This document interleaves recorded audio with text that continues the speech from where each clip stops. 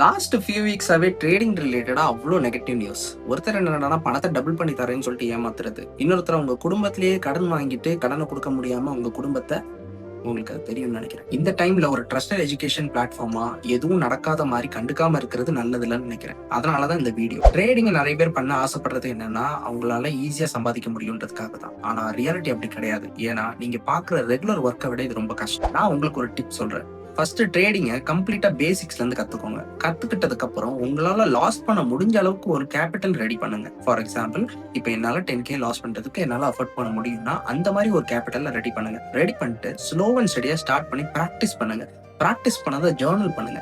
So இதெல்லாம் பண்ணா மட்டும்தான் நீங்க கொஞ்சம் கொஞ்சமா இம்ப்ரூவ் பண்ண முடியும். ஏன்னா நல்லா ஒன்று புரிச்சுக்கோங்க, ஒரு இன்ஜினியரிங் படிக்க 4 இயர்ஸ், ஒரு டாக்டர் படிக்க 5 இயர்ஸ். ஸோ ட்ரேடிங் மட்டும் உங்களுக்கு எடுத்தோன்னு வந்துடாது, கரெக்டா? So it will take time. So அதனால யாராச்சும் ஒருத்தர் வந்து உங்க பணத்தை நான் டபுள் பண்ணி தரேன், நீங்க எங்களுக்கு இன்வெஸ்ட் பண்ணுங்க அப்படின்னு சொன்னீங்கன்னா தயவு செஞ்சு நம்பாதீங்க. ஸோ உங்களோட மணி உங்களோட ரெஸ்பான்சிபிலிட்டி. So trade responsibility.